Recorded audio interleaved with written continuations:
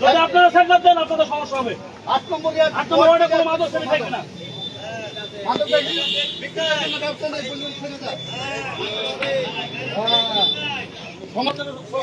আমাকে তো অন্য কাজ না করতে আমি তো ওয়ার্ড থেকে বলেছি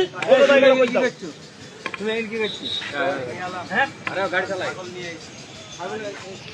এখানে অত্র এলাকায় কোনো মাদক সেবা করতে হবে না। 2 দিন জানাইছি আপনি প্রশাসনের হেল্প নিতে হয়তো হয়নি আমাদের হেল্প আমরা এখন উদ্যোগ নিচ্ছি এলাকাবাসী হিসাবে কোনো মাদক সেবনকারী মাদক বিক্রেতা এলাকায় থাকবে না। সবচেয়ে চিহ্নিত এলাকায় রেড জোন হলো আপনার হসপিটাল। তাহলে আপনার হসপিটালটাকে আপনি একদম নীল জোনে নিয়ে আসার চেষ্টা করবো আপনার সম্পূর্ণ নীল জোন এবং আমি চেষ্টা করবো আপনার আমাকে হেল্প করেন আমি সাহস পাই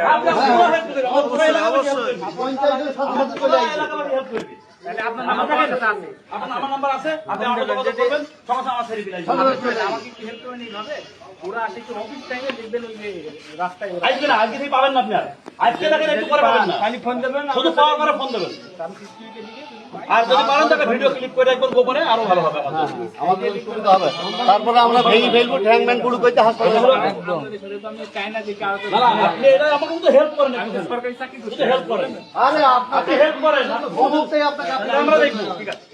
আপনি হেল্প করেন ডাইরেক্ট অ্যাকশন মাদকের বিরুদ্ধে ডাইরেক্ট অ্যাকশন 8 নম্বর ওয়ার্ডে ডাইরেক্ট অ্যাকশন 8 নম্বর ওয়ার্ডে ডাইরেক্ট অ্যাকশন মাদকের বিরুদ্ধে ডাইরেক্ট অ্যাকশন 8 নম্বর ওয়ার্ডে কোনো মাদক থাকবে কোনো বিক্রেতা থাকবে 8 নম্বর ওয়ার্ড মাদক মুক্ত হবে ইনশাআল্লাহ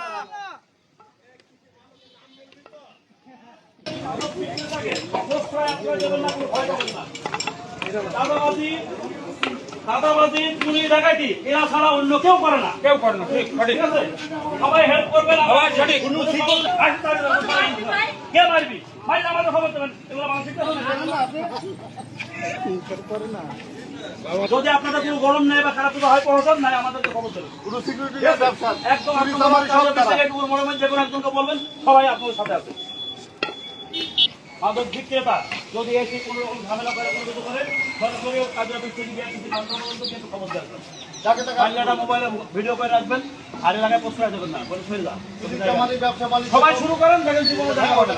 আপনাদের জীবনেও দেখা পাবে রায়পুর বন্ধ হয়েছে আমধুবি তো ক্ষমতাও নেই ওপেন বিল ধরনের আপনারা হেল্প করলে হয়ে যাবে আপনারা হেল্প করলে ভালো অতএব আপনারা সবাই হেল্প করেন দেখেন মাদক থাকবে না আপনার বাড়ি চুরি হচ্ছে আপনার ঘর চুরি হচ্ছে আপনার জিনিস চুরি হচ্ছে আমার সন্তান অধবতনে চলে যাচ্ছে মাদক সেবন কারণে